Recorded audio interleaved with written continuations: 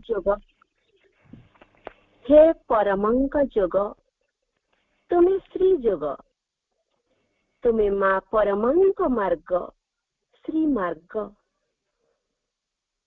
हे परमंक जोग तुम्हें श्री जोग तुम्हें माँ मार्ग श्री मार्ग मु तमु नुहे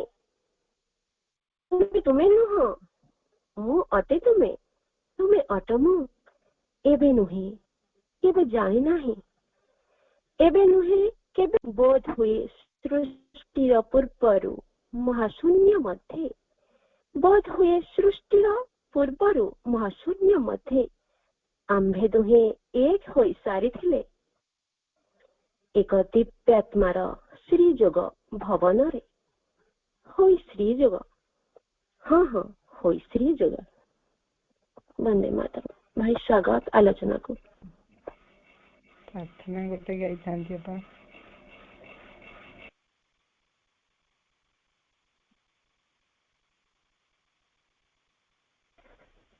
अपा कि जने कहउछन्ते अपा प्रार्थना करया पई कि आई परबे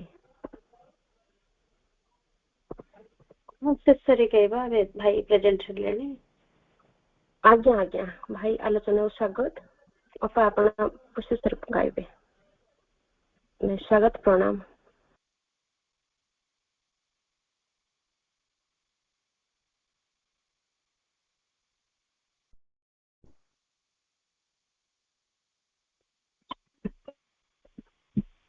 प्रणामी माँ परम तपस्वीरबिंद दिव्यजनानी एवं परम प्रभुंकर दिव्य चरण कमल आज शुभ मुहूर्त मोर कृतज्ञता भरा प्रणाम समर्पण करुछि। उपस्थित समस्त सम्मानर अभावी मानकु प्रणाम जनाऊछि। समस्त हृदय में मां दिव्य उपस्थिति को कृतज्ञता ज्ञापन करुछि। मैंने आज गोटे स्वतंत्र ओकेजन रे अच्छे समग्र विश्व आज योग दिवस पालन करुछि। कौनसी गोटे दिन को योग दिवस हिसाब रे पालन करदेले संसार बहुत बड़ कार्य हो जाए नहीं।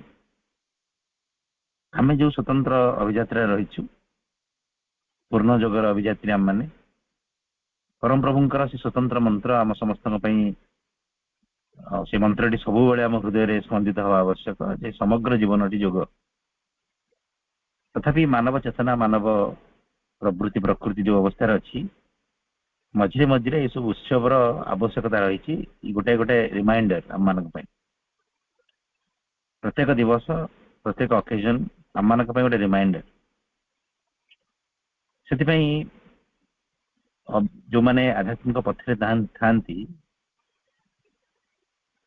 आवश्यकता अनुसार बहुत किछि उत्सव पालन करा जाए। पूर्णजगर पथरे पूर्णजगर अभियात्री मानक पई एमते अनेक ओकेजन रही जहाँकि आमको आम मानकर मार्ग संपर्क रे सचेतन कराए आमको पुनर्बार गोटे रिमाइंडर प्रदान करे हमको जन दिए जागृत कर दिए जे आम गोटे स्वतंत्र कार्य स्वतंत्र भूमिका निर्वाह करुचे जगत रे। जगत दिवस भी समग्र विश्वर प्रत्येक मानव चेतना को जागृत करने तार भूमिका निर्वाह करुछि। आज दिवस रे विशेषकर आज दिवस को पालन करने अनेक प्रस्तुति अनेक व्यक्ति मान भीतर रही।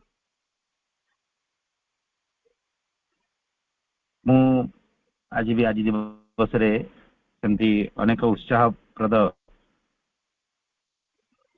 अनुभव सब निजे पाई अनेक व्यक्ति मान से दृष्टि आज ये गुरुत्वपूर्ण दिवस जहाँकि विश्व रे अनेक व्यक्ति मान योग संपर्क रे शारीरिक सुस्थता संपर्क रे सचेतन करोछि। एटा गोटे बहुत विराट बड़ ओकेजन। यही ओकेजन रे समस्त अनेक अनेक शुभकामना। योगर डेफिनेशन जहाँ ଆଜି ତ ଆମେ ଯୋଗ ଦିବସ ପାଳନ କରୁଛେ, କିନ୍ତୁ ପ୍ରତ୍ୟହ ଆମେ ଯୋଗ କରୁଛେ। ସମଗ୍ର ଜୀବନର ପ୍ରତ୍ୟେକ ପରିସ୍ଥିତିରେ ପ୍ରତ୍ୟେକ ଘଟଣାକୁ ଆମମାନଙ୍କର ସଫଳତା ବିଫଳତା ସବୁକୁ ଆମେ ବ୍ୟବହାର କରୁଛେ ଆମର ସେ ପରମ ଲକ୍ଷ୍ୟ ପାଖରେ ପହଞ୍ଚିବା ପାଇଁ। ଆମମାନଙ୍କର ପ୍ରକୃତ ଉତ୍ସ ସହିତ ସମ୍ପର୍କିତ ହେଇଯିବାର ଗୋଟେ ନିରନ୍ତର ପ୍ରୟାସ ଲାଗି ରହିଛି। ସମଗ୍ର ଜୀବନ ବ୍ୟାପୀ ଯୋଗ କରିବାର ସଂକଳ୍ପ ଆମମାନେ କରିଛେ। ମାଙ୍କର କ୍ଲାସରେ ମା ଥରେ ସବୁ ସାଧକ ମାନଙ୍କୁ ପଚାରିଲେ ଯେ ଯୋଗ ମାନେ କଣ? ସବୁ ସାଧକ ମାନଙ୍କ ଠାରୁ ଭିନ୍ନ ଭିନ୍ନ ଉତ୍ତର ଆସିଥିଲା। ପ୍ରତ୍ୟେକ ଉତ୍ତରର ମହତ୍ଵ ରହିଛି, ଗୁରୁତ୍ୱ ରହିଛି, କିନ୍ତୁ ସବୁଠାରୁ ଯୋଉ ଉତ୍ତରଟିକୁ ମା ପସନ୍ଦ କଲେ, ଯାହା ମାଙ୍କୁ ବାସ୍ତବରେ ଗୋଟେ ଆନନ୍ଦ ପ୍ରଦାନ କଲା, ମା ଯାହାକୁ କହିଲେ କି ନାଇଁ ଏଇ ଉତ୍ତରଟି ଠିକ, ସେଟା ଥିଲା ପବିତ୍ରତାଙ୍କର ଉତ୍ତର।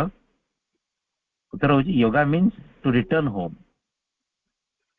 ଘର ବାହୁଡାକୁ ଯୋଗ କୁହାଯାଏ। ଘର ବାହୁଡା ମାନେ କଣ? ଆମେ ମାନେ ଆମ ଘରୁ ବାହାରି ଆସିଛୁ, ବାହାରି ଆସିକି ବାହାରେ ବୁଲୁଛୁ। ବେଳେ ବେଳେ ବାହାରେ ବୁଲିବା ପାଇଁ ବି ମଜା ଲାଗେ, କିନ୍ତୁ ତାର ଗୋଟେ ସାଚୁରେସନ ପଏଣ୍ଟ ରହିଛି। ଆପଣ କେତେ କେତେ ସମୟ ବାହାରେ ବୁଲିବେ? ଘଣ୍ଟାଏ, 2 ଘଣ୍ଟା, 5 ଘଣ୍ଟା, 10 ଘଣ୍ଟା, 5 ଦିନ, ମାସେ, 2 ବର୍ଷ, 5 ବର୍ଷ ବୁଲିବେ? କେବେ ନା କେବେ ତ ଆପଣ ଆପଣଙ୍କର ଘରର ଆବଶ୍ୟକତାକୁ ଅନୁଭବ କରିବେ, ଫେରିବା ପାଇଁ ଚେଷ୍ଟା କରିବେ। ଗୋଟେ ସମୟରେ ଗୋଟେ ଅତୃପ୍ତି ଭାବ ଜାଗ୍ରତ ହବ, ବାହାରେ ବୁଲିବା ବହୁତ ହେଇଗଲା, ଏବେ ଆମକୁ ଫେରିବାକୁ ପଡିବ ଘରକୁ। ଘର କଥା ମନେ ପଡିବ, କାହାକୁ କାହାକୁ ହଠାତ୍ ମନେ ପଡିଯାଏ। ଗୋଟେ ଦିନ ପରେ ସେମାନେ ଘରକୁ ଫେରିବାକୁ ଚେଷ୍ଟା କରନ୍ତି। ଏମିତି ବ୍ୟକ୍ତି ଅଛନ୍ତି ବର୍ଷ ବର୍ଷ ପର୍ଯ୍ୟନ୍ତ ବି ବାହାରେ ରୁହନ୍ତି, ଗୋଟେ ବାର୍ଦ୍ଧକ୍ୟ ଆସିଲା ପରେ ସେମାନଙ୍କର ସେ ପୁରୁଣା ସ୍ମୃତି ଗୁଡିକ ଜାଗ୍ରତ ହୁଏ ଏବଂ ସେ ଫେରି ଆସିବା ପାଇଁ ଚାହାନ୍ତି। ଧନ ସମ୍ମାନ ପ୍ରତିଷ୍ଠା ପ୍ରତିପତ୍ତିର ମୁହଁରେ ଅନେକ ଦିନ ପର୍ଯ୍ୟନ୍ତ ନିଜ ଗୃହରୁ ଦୂରରେ ଥିବା ବ୍ୟକ୍ତି ମାନଙ୍କର ଅନେକ ଉଦାହରଣ ରହିଛି। ଆମେ ଏ ସବୁ ଗୁଡିକ ଭୌତିକ ଜଗତର କଥା ଶୁଣିଲେ, ସେମିତି ଆମେ ମାନେ ବି ଚେତନାର ସ୍ତରରେ ଆମ ପ୍ରକୃତ ଗୃହରୁ ବିତାଡିତ ହେଇଛୁ। ଚେତନାର ଉତ୍ସରୁ ଆମେ ବିତାଡିତ ହେଇକି ବାହାରେ ଅନ୍ଧ ତୁଲ୍ୟ ମାୟାରେ ଆମେ ମାନେ ବୁଲୁଛୁ। ଆମ ମାନଙ୍କୁ ବେଳେ ବେଳେ ସେଟା ଭଲ ଲାଗେ, ବେଲେ ଆମେ ଅହଙ୍କାରକୁ ଏନ୍ଜୟ କରୁଛୁ, ଆମେ କାମନା ବାସନାକୁ ଉପଭୋଗ କରୁଛୁ। ଅହଙ୍କାର ହଉଛି ଆମ ମାନଙ୍କର ପ୍ରବୃତ୍ତି, ପ୍ରକୃତିର ଠିକ ବିପରୀତ, ତଥାପି ଆମେ ତାକୁ ଉପଭୋଗ କରୁଛୁ।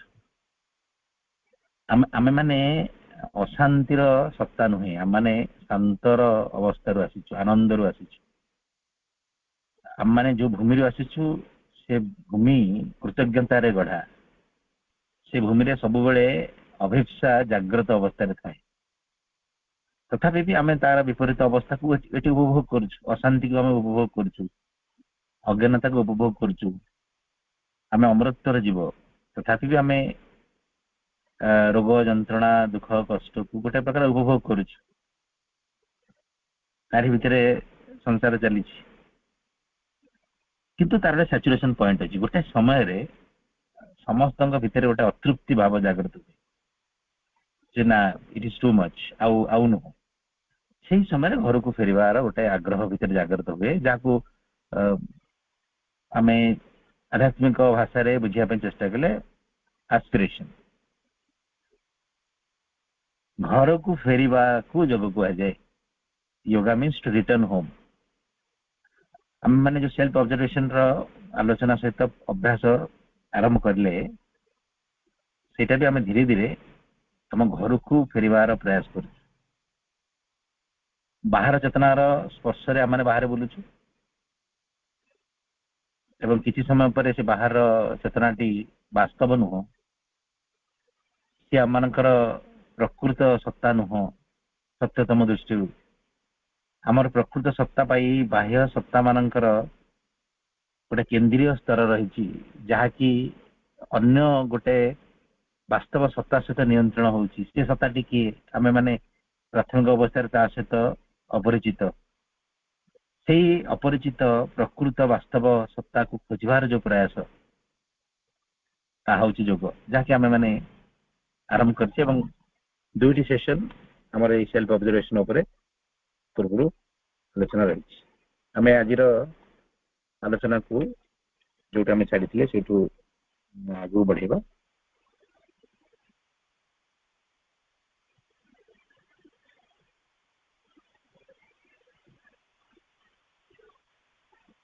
ଆମେ ଗତକାଲି ପଢିଥିଲେ self observation is a journey in the inner world. It is similar to traveling by train. When you travel, you look out through the window and observe the landscape, the people and their habits. When you go on and inner journey, you look within, you observe yourself, your thoughts, your feelings, your habits, and slowly you journey deeper and deeper inside yourself. Gradually, you become familiar with your inner landscape. You come to know yourself, and through this self-knowledge, it is within your reach to change the quality of your life. हमने एक कथाटिକୁ ଗତକାଲି ଆଲୋଚନା କରିଥିଲେ ଯେ ଆତ୍ମନିରୀକ୍ଷଣ ମାନେ ଅନ୍ତର ଜଗତକୁ ଯାତ୍ରା। ଏହା ଗୋଟେ ଟ୍ରେନରେ ଯାତ୍ରା କରିବାର ସହିତ ତୁଳନା କରାଯାଇପାରେ। ଯେତେବେଳେ ଆମେ ଟ୍ରେନରେ ଯାତ୍ରା କରୁ, ଆମେ ଝରକା ବାଟ ଦେଇ ବାହାରର ସମସ୍ତ ଦୃଶ୍ୟକୁ ଦେଖିବା ପାଇଁ ଚେଷ୍ଟା କରୁ। ଆମେ ଅନେକ ବ୍ୟକ୍ତି ଏବଂ ସେମାନଙ୍କର ଅଭ୍ୟାସକୁ ଦେଖିବା ପାଇଁ ଚେଷ୍ଟା କରୁ। ଯେତେବେଳେ ଆମେ ଇନର ଜର୍ଣ୍ଣି ଆରମ୍ଭ କରୁ, ଅନ୍ତର୍ଯାତ୍ରାଟି ଆରମ୍ଭ କରୁ, ସେ ମଧ୍ୟ ସେହିପରି ଆମେ ଆମ ନିଜକୁ ଦେଖୁ, ଆମେ ନିଜର ଚିନ୍ତାକୁ ଦେଖୁ, ନିଜର ଭାବନାକୁ ଦେଖୁ, ନିଜର ଅଭ୍ୟାସକୁ ଦେଖୁ ଏବଂ ଧୀରେ ଧୀରେ ଆମେ ନିଜ ମଧ୍ୟକୁ ପ୍ରବେଶ କରୁ। ଆମର ନିଜର ଅନ୍ତର ସ୍ତରରେ ଗୋଟେ ଲକ୍ଷ୍ୟ ରହିଛି, ଆମମାନଙ୍କର ଗୋଟେ ଅବଜେକ୍ଟିଭ ରହିଛି, ଗୋଟେ ଏମ୍ ରହିଛି, ଗୋଟେ ଗନ୍ତବ୍ୟ ସ୍ଥଳ ରହିଛି। ଆମେ ସେଠିକି ବୁଲିବା ପାଇଁ ଯାଉଛେ। ବୁଲିବାକୁ ଯିବା ସମୟରେ ଯେମିତି ଆମେ ବାଟରେ ଅନେକ ଜିନିଷ ଦେଖୁ, ସେ ଲକ୍ଷ୍ୟ ପାଖରେ ପହଞ୍ଚିବା ପାଇଁ ଆମେ ବାଟରେ ଆମର ଥଟ୍, ଆମର ଫିଲିଂ, ଆମର ହ୍ୟାବିଟ୍ସ କୁ ସବୁ ଅବଜର୍ଭ କରୁଛେ। ଆମେ ଆମର ଚିନ୍ତା, ଆମର ଭାବନା, ଆମର ଅଭ୍ୟାସ ସବୁକୁ ଦେଖି ଦେଖି ଦେଖି ଦେଖି ଯାଉଛେ। ଏଇଟା ହଉଛି ସେଲ୍ଫ ଅବଜରଭେସନ। ସହଜ ଭାବରେ ବୁଝିଲେ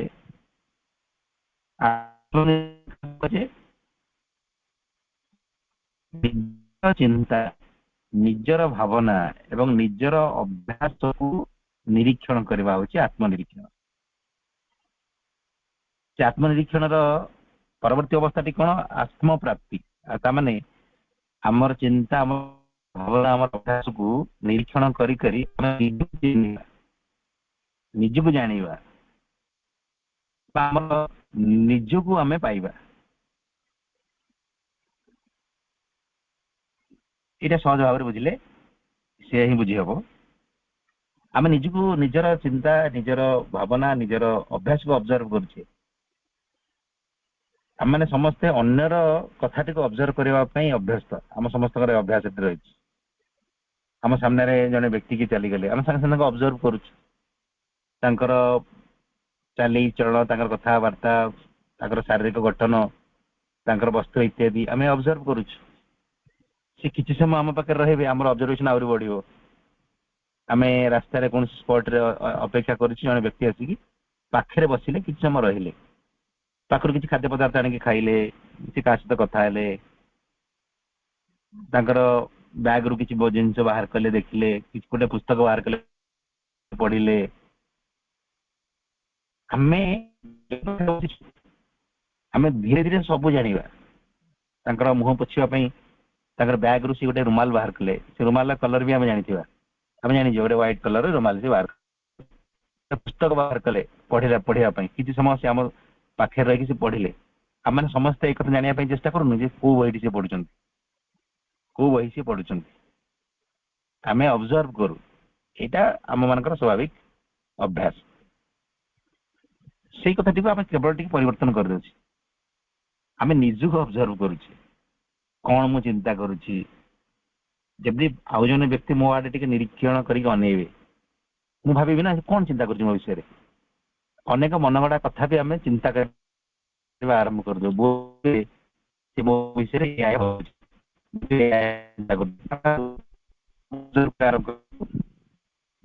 ସେମିତି ମୁଁ ନିଜେ ଭାବିବି, ନିଜେ ଅବଜର୍ଭ କରିବି ମୁଁ କଣ ଚିନ୍ତା କରୁଛି, ମୋ ଭିତରେ କଣ ଫିଲିଂ, ମୋ କଣ ଭିତରେ ଭାବନାଟି କଣ ଅଛି ମୋର। ମୁଁ ବର୍ତ୍ତମାନ ମୁଁ ଅଭ୍ୟାସ ପରିଚାଳିତ ହଉଛି, ମୋ ଭିତରେ କଣ ହାବିଟ୍ସ ଅଛି, ମୁଁ ନିଜର ହାବିଟ୍ସ, ନିଜର ଥଟ୍ସ ଆଉ ଫିଲିଂସକୁ ଅବଜର୍ଭ କରିବି। କେମିତି ଅବଜର୍ଭ କରିବି? ଆଜ୍ ଏ ଥର୍ଡ ପର୍ସନ। ମୁଁ ମୋ ନିଜକୁ ଗୋଟେ ତୃତୀୟ ପୁରୁଷ ଭାବରେ ବାହାରେ ରଖିକି ନିଜେ ନିଜକୁ ଅବଜର୍ଭ କରିବି। ଆପଣ ମାନେ ଆମେ ଜାଣିଥିବା ଦରକାର, ନିଜକୁ ଗୋଟେ ତୃତୀୟ ପୁରୁଷ ରୂପେ ନିଜକୁ ଅବଜର୍ଭ କରିବା, ଏଇଟା ଯୋଗ ପଥର ଗୋଟେ ବହୁତ ଶକ୍ତିଶାଳୀ ଅଭ୍ୟାସ। ଏଥିରେ ହଜିଯିବାର ସମ୍ଭାବନା ଖୁବ କମ ରହେ। ଆମେ ଯେତେବେଳେ ନିଜକୁ ନ କରିବା ସମ୍ଭାବନା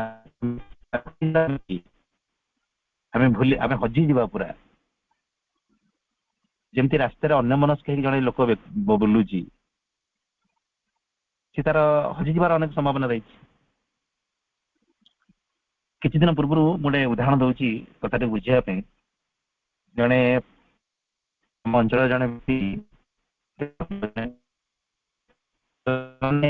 ତାଙ୍କର ମଦ୍ୟପାନ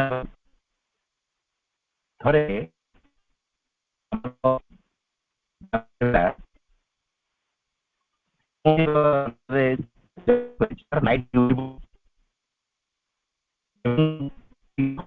ପାଖାପାଖି 7-8 କିଲୋମିଟର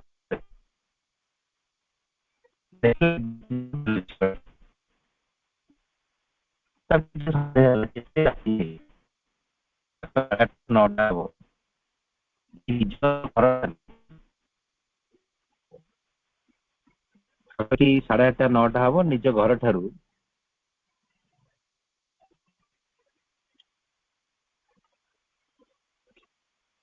ଏବେ ଭଏସ ଠିକ ଆସିଲା ପା?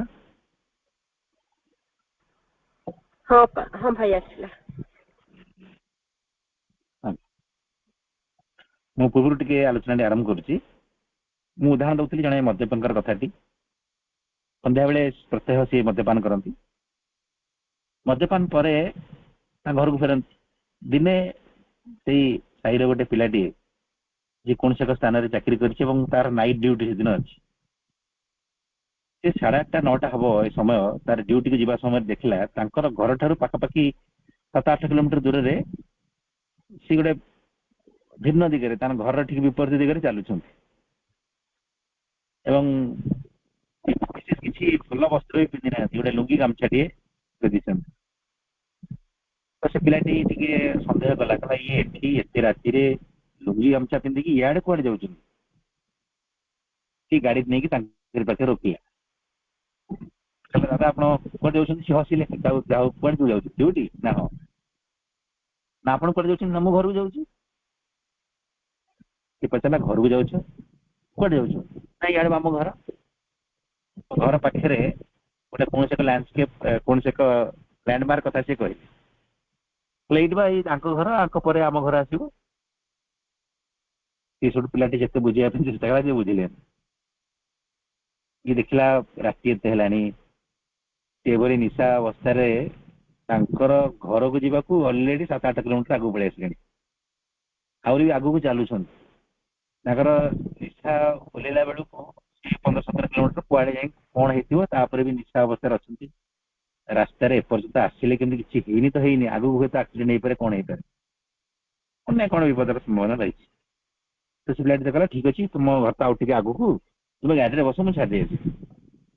ଗାଡିରେ ବସେଇକି ପୁଣି ରିଟର୍ନ କରିକି ଆସିକି ତାଙ୍କ ଘରେ ଛାଡିକି ଗଲେ। ମୁଁ ତା ପରଦିନ ସକାଳେ ଗୋଟେ ମାର୍କେଟରେ ପରିବା ଦୋକାନରେ ପରିବା କିଣିବା ସମୟରେ ସେ ବ୍ୟକ୍ତି ଜଣଙ୍କ ତାଙ୍କର ନିଶା ଓହ୍ଲେଇ ଯାଇଛି। ସକାଳୁ ସକାଳୁ ସେଇ କାହାଣୀ ସମ୍ପର୍କରେ ସେ ଜଣଙ୍କ ଭିତରେ ଆଲୋଚନା ହଉଛି। ମତେ କହିଲେ ବାବା ଦେଖ ଏମିତି ଏମିତି କଥା, ଇଏ କାଲି ସନ୍ଧ୍ୟାରେ ଏଇଭଳିଆ କରିଥିଲେ। ଅନେକ ଲୋକ ହସୁଥାନ୍ତି, ତାଙ୍କୁ ଥଟ୍ଟା କରୁଥାନ୍ତି। ଏମିତି ସବୁ ଚାଲିଥାଏ। ଆମେ ଟିକେ ଅବଜର୍ଭ କରିବା ଆମମାନଙ୍କର ଅବସ୍ଥା ସେଇଆ ନୁହଁ କି? ମୁଁ ସେତିକିବେଳେ ଭାବି ଆମେ ଏଇ ବ୍ୟକ୍ତି ଜଣଙ୍କୁ ଥଟ୍ଟା କରୁଛେ, ଆମେ ସମସ୍ତେ ସେମିତି ଗୋଟେ ଭିନ୍ନ ପ୍ରକାର ନିଶାରେ ନାହିଁ କି ଆମେ ଚିନ୍ତା କରିବା।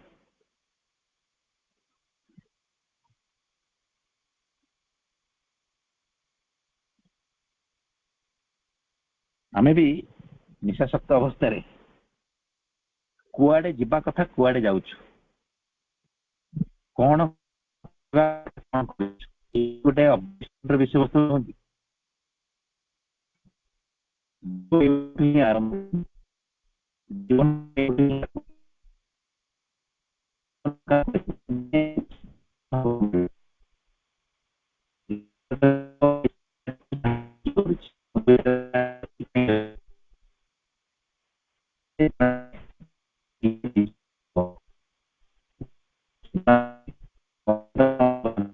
ଭାଇ ଭଏସ ବ୍ରେକ୍ ହଉଛି, 1 ମିନିଟ୍ ହେଇଗଲା ପାଖାପାଖି।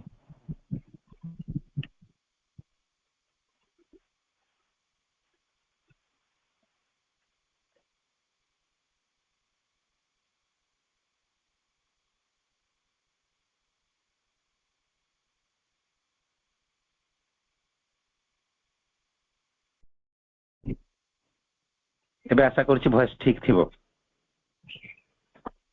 ହଁ ଭାଇ ଠିକ ଅଛି। ଆଜ୍ଞା, ଗୋଟେ ଉଦାହରଣ ଦଉଥିଲି ଗୋଟେ କଥାଟିକୁ ବୁଝିବା ପାଇଁ। ଯେ ଜଣେ ନିଶାସକ୍ତ ବ୍ୟକ୍ତି ନିଶା ଅବସ୍ଥାରେ ତାଙ୍କର ଘର ଠାରୁ 7-8 କିଲୋମିଟର ଦୂରରେ ଘରର ବିପରୀତ ଦିଗରେ ସେ ଚାଲିଛନ୍ତି ଏବଂ ଆତ୍ମବିଶ୍ୱାସର ସହିତ ଚାଲିଛନ୍ତି ଯେ ଯୁଆଡେ ଯାଉଛନ୍ତି ସେ ଦିଗରେ ତାଙ୍କର ଘର, କିଛି ସମୟ ପରେ ତାଙ୍କର ଘର ଆସିଯିବ। ଜଣେ ବ୍ୟକ୍ତି ତାକୁ ଦେଖିଲେ ଏବଂ ତାଙ୍କର ଅବସ୍ଥାକୁ ଦେଖିକି ତାଙ୍କ ଭିତରେ ସନ୍ଦେହ ଜାଗ୍ରତ ହେଲା। କଥାଟି ସେ ବୁଝିଗଲେ, ବାସ୍ତବ ଘଟଣାଟି କଣ ସେ ବୁଝିଗଲେ। ତାଙ୍କୁ ଆଣି ଘରେ ଛାଡ଼ିଲେ ଏବଂ ପରଦିନ ସେଇ କଥାଟି ମାର୍କେଟରେ ବି ଆଲୋଚନା ହଉଛି। ତାଙ୍କୁ ଥଟ୍ଟା ପରିହାସ ସମସ୍ତେ କରୁଛନ୍ତି, କିପରି ନିଶାସକ୍ତ ଅବସ୍ଥାରେ ଗତ ରାତିରେ ସେ ଘରଠାରୁ 7-8 କିଲୋମିଟର ଦୂରରେ ଘରର ବିପରୀତ ଦିଗରେ ଚାଲିଥିଲେ। ଗୋଟେ ଆତ୍ମବିଶ୍ୱାସର ସହିତ ଯେ ମୁଁ ଯୁଆଡେ ଯାଉଛି ଠିକ ଯାଉଛି, ଇଆଡେ ହିଁ ମୋର ଘର। ସେ ଆର୍ଗୁମେଣ୍ଟ ବି କରୁଛନ୍ତି ଯେ ତାଙ୍କୁ ସାହାଯ୍ୟ କରିବା ପାଇଁ ଚାହୁଁଛି, ନାଇଁ ମୋ ଘର ଇଆଡେ। ଆମେ ତାକୁ ଥଟ୍ଟା ମଜା କଲେ, କିନ୍ତୁ ହଠାତ୍ ମୋ ଭିତରେ ବି ଗୋଟେ ଭାବାନ୍ତର ଆସିଲା ଏ ଘଟଣାକୁ ଦେଖିକି ଯେ ଆମେ ମାନେ କି ସମାନ ଅବସ୍ଥାରେ ଅଛି ନା ନାହିଁ। ଆମେ ମାନେ ବି ଗୋଟେ ଭିନ୍ନ ପ୍ରକାର ନିଶାରେ ରହିଛେ, କୁଆଡେ ଯିବା କଥା ଆମେ କୁଆଡେ ଯାଉଛେ। ତ ବାସ୍ତବରେ ଯେତେବେଳେ ଜଣେ ସଚେତନ ହେବାକୁ ଆରମ୍ଭ କରେ ସେତେବେଳେ ହିଁ ଜୀବନ ଆରମ୍ଭ ହୁଏ। କଣ ଚିନ୍ତା କରୁଛି, କଣ ଭାବନା ଆସୁଛି, ଆମେ କଣ କହୁଛୁ, ଯାହା କରୁଛୁ କାହିଁକି କରୁଛୁ, ଏ ସବୁ ଜିନିଷ ନ ଜାଣିବା ମାନେ ଗୋଟେ ଅନକନସିୟସ୍ ଲାଇଫ ଏବଂ ଏଇଟା ମୃତ୍ୟୁ ସହିତ ସମାନ। ଯେତେବେଳେ ଜଣେ ସଚେତନ ହେବାକୁ ଆରମ୍ଭ କରେ ସେତେବେଳେ ଜୀବନ ଆରମ୍ଭ ହୁଏ ଏବଂ ଜଣେ ସଚେତନ ହେବା ସହିତ ଯେତେବେଳେ ଉଚ୍ଚତମ ଲକ୍ଷ୍ୟ ରଖେ, ତାର ପ୍ରକୃତ ଉତ୍ସ ପାଖରେ ପହଞ୍ଚିବାର ଗୋଟେ ଆସ୍ପୃହା ରଖେ ଏବଂ ସେଥିପାଇଁ ପ୍ରୟାସ ସଚେତନ ଭାବରେ ଆରମ୍ଭ କରେ, ସେତେବେଳେ ଯୋଗ ଆରମ୍ଭ ହୁଏ। ଅଚେତନ ମୃତ୍ୟୁବତ୍ ଜୀବନକୁ ନେଇକି କେବେ ବି ଯୋଗ ଆରମ୍ଭ କରାଯାଇ ପାରିବନି। ଆମକୁ ପ୍ରଥମେ ସଚେତନ ହେବାକୁ ପଡିବ, ଆମକୁ ପ୍ରଥମେ କନସିୟସ୍ ହେବାକୁ ପଡିବ ଏବଂ ସେ କନସିୟସ୍ ହେବା ପାଇଁ ହେଲେ ପ୍ରାଥମିକ ଅବସ୍ଥାରେ ଗୋଟେ ତୃତୀୟ ପୁରୁଷ ପରି, ଗୋଟେ ଥାର୍ଡ ପର୍ସନ ଭଳିଆ ଆମେ ଆମ ନିଜକୁ ଅବଜର୍ଭ କରିବା। ଯଦି ଆମେ ନିଜକୁ ଅବଜର୍ଭ ନ କରୁଛେ, ଏମିତି ଘର ଛାଡିକି 7-8 କିଲୋମିଟର କଣ 1000 କିଲୋମିଟର ଦୂରକୁ ଆମେ ପଳେଇଥିବା, ଆମର ଘର କୁଆଡେ ଆମେ ଅଲଗା କୁଆଡେ ପଳେଇଥିବା। ଯଦି ଆମେ ଘର ବାହୁଡା କରିବା ବା ଯୋଗ କରିବା, ନିଜ ଘରକୁ ଫେରିବା, ଆଟଲିଷ୍ଟ ତ ଆମକୁ ଜାଣିବାକୁ ପଡିବ ଯେ ମୋର ଘର କୁଆଡେ, ମୋର ଆଡ୍ରେସ ଟା କଣ, ମୋର ଡିରେକ୍ସନ କୁଆଡେ, ସେସବୁ ତ ମତେ ଜାଣିବାକୁ ପଡିବ। ନ ଜାଣିକି ମୁଁ କୁଆଡେ ଯିବି, ଜାଣିବାକୁ ପଡିବ। ତା ପାଇଁ ସେଲ୍ଫ ଅବଜରଭେସନ ଆବଶ୍ୟକ। ନିଜର ଚିନ୍ତା, ନିଜର ଅଭ୍ୟାସ, ନିଜର ଭାବନା ପ୍ରତି ଆମକୁ ସଚେତନ ହେବାକୁ ପଡିବ ଏବଂ ଏଇ କାର୍ଯ୍ୟଟି କରୁ କରୁ ଧୀରେ ଧୀରେ ଆମେ ଅନ୍ତରରୁ ଆହୁରି ଅନ୍ତରତମ ପ୍ରଦେଶକୁ ପ୍ରବେଶ କରିବା। ଆମେ ଆମ ନିଜର ଅନ୍ତର ମଧ୍ୟରେ ଥିବା ସମସ୍ତ ପ୍ରକାର ସବୁ ସତ୍ତା ମାନଙ୍କ ସହିତ ପରିଚିତ ହେବାକୁ ଆରମ୍ଭ କରିବା। ଆମେ ନିଜର ଅଭ୍ୟାସ, ନିଜର ଭିତରେ ଥିବା ଦୁର୍ବଳତା ସମ୍ଭାବନା ସେ ସବୁ ସମ୍ପର୍କରେ ଆମମାନଙ୍କର ଜ୍ଞାନ ମିଳିବ, ଯାହାକୁ ସେଲ୍ଫ ନଲେଜ କୁହାଯାଏ। ଏବଂ ଏଇ ଆତ୍ମଜ୍ଞାନ ବା ସେଲ୍ଫ ନଲେଜ ମାଧ୍ୟମରେ ଆମେ ଏମିତି ଏକ ଚେତନାର ସ୍ତରକୁ ଯିବା ଯୋଉ ସ୍ତରରେ ଆମେ ଆମର ଜୀବନର ଗୁଣବତ୍ତାକୁ ପରିବର୍ତ୍ତନ କରିପାରିବା, ଲାଇଫର କ୍ୱାଲିଟିକୁ ଚେଞ୍ଜ କରିପାରିବା। ଆମମାନଙ୍କ ଭିତରେ ଅନେକ ଅଭ୍ୟାସ ରହିଛି, ସେ ଅଭ୍ୟାସର କାରଣରୁ ଆମମାନଙ୍କର ଗୋଟେ ଚରିତ୍ର ଗଠନ ହେଇଯାଇଛି। କାହାକୁ କାହାକୁ ବ୍ୟକ୍ତି ମାନେ କ୍ରୋଧୀ, ଲୋଭୀ ଏମିତି ସବୁ ଆଖ୍ୟା ଦେଇ ଦିଆଯାଏ, କିଛି ବ୍ୟକ୍ତି ମାନଙ୍କୁ ଟାଇଟେଲ ମିଳିଯାଏ, ଏଇ ପିଲାଟି ଭାରି ଲୋଭୀ ଏମିତି ସବୁ ପ୍ରଶଂସାରେ କୁହାଯାଏ। ଏମିତି କୁହନ୍ତି ଏ ଭାଇ ଜଣକ ଭାରି ରାଗୀ, ଏମିତି ଅନେକ କଥା। ଆମମାନଙ୍କର ଅଭ୍ୟାସଟି ଆମର ଚରିତ୍ରରେ ପରିଣତ ହେଇଯାଏ। ଧୀରେ ଧୀରେ ଆମେ କଣ କରିବା, ଆମର ସେ ଅଭ୍ୟାସ ଆମର ସେ ଚରିତ୍ରକୁ ମଡିଫାଏ ବା ପରିବର୍ତ୍ତନ କରିବାର ସାମର୍ଥ୍ୟ ହାସଲ କରିପାରିବା through self observation and self knowledge. ଆତ୍ମନିରୀକ୍ଷଣ ଏବଂ ଆତ୍ମଜ୍ଞାନ ମାଧ୍ୟମରେ ଆମର ଏମିତି ଏକ ସାମର୍ଥ୍ୟ ଆସିବ ଯେତେବେଳେ ଆମର ଲାଇଫର ହାବିଟ କୁ ଆମେ ଚେଞ୍ଜ କରିପାରିବା। ହାବିଟ ଚେଞ୍ଜ ହେଇଗଲେ ଲାଇଫର କ୍ୱାଲିଟି ଚେଞ୍ଜ ହେଇଯିବ।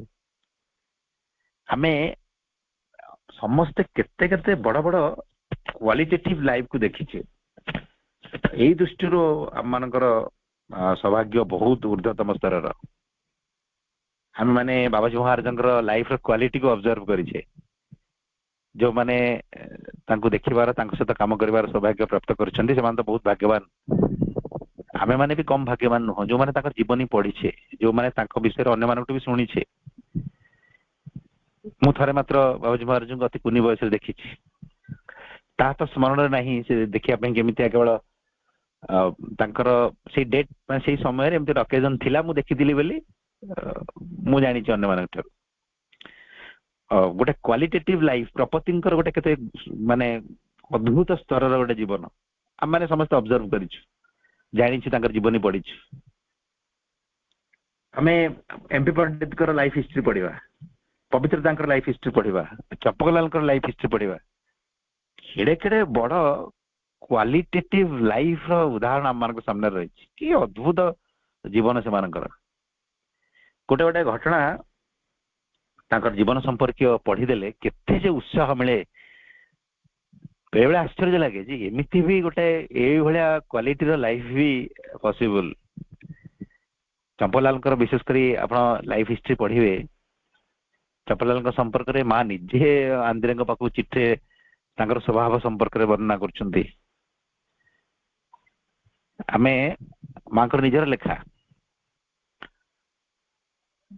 ଯୋଉ ଲେଖାରେ ମା ଦୁଇ ଜଣ ସାଧକଙ୍କର ମୃତ୍ୟୁ ସମ୍ପର୍କରେ ଆଲୋଚନା କରିଛନ୍ତି।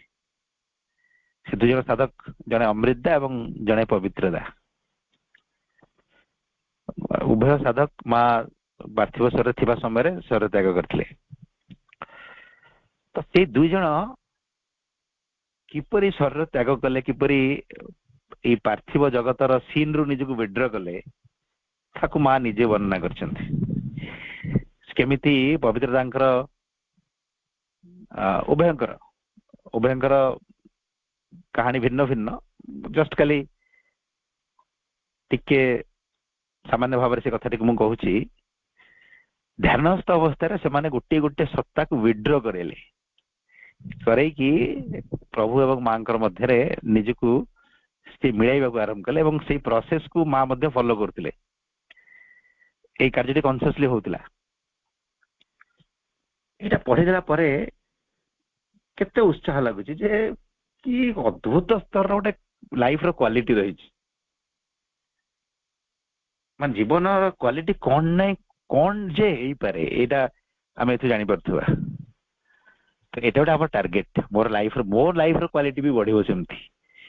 ମୁଁ ବି ଯୋଉ ଗୋଟେ ନିମ୍ନ ସ୍ତରର ଜୀବନ ବଞ୍ଚିବା ପାଇଁ ବାଧ୍ୟ ହଉଛି ପ୍ରକୃତିର କବଳରେ, ଅଜ୍ଞାନତାର କବଳରେ, ଏବଂ ଗୋଟିଏ ସମୟରେ ଆମ ସମସ୍ତେ ଅନେଷ୍ଟଲି ସ୍ୱୀକାର ବି କରିବା, ଆମ ସମସ୍ତଙ୍କର ପରିବର୍ତ୍ତନ ହବାର ଇଚ୍ଛା ଅଛି, ଆମ ସମସ୍ତଙ୍କର ଶୁଦ୍ଧ ହବାର ଇଚ୍ଛା ଅଛି,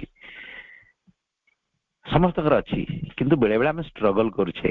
ଆମର ଇଚ୍ଛା ଅଛି ବାବାଜୀ ମହାରାଜଙ୍କ ଭଳିଆ ଗୋଟେ କ୍ୱାଲିଟେଟିଭ ଲାଇଫ ବଞ୍ଚିବା ପାଇଁ, କିନ୍ତୁ ୱି ଆର୍ ଷ୍ଟ୍ରଗଲିଂ। ସେଇ ପ୍ରବୃତ୍ତିଟିକୁ ପରିବର୍ତ୍ତନ କଲା ବେଳକୁ ଆମମାନଙ୍କର ଆମକୁ ଟିକେ କଷ୍ଟ ହଉଛି। ଆମମାନଙ୍କର ସେଇ ସାମର୍ଥ୍ୟ ନାହିଁ ଲାଇଫର କ୍ୱାଲିଟିକୁ ଚେଞ୍ଜ କରିବା ପାଇଁ।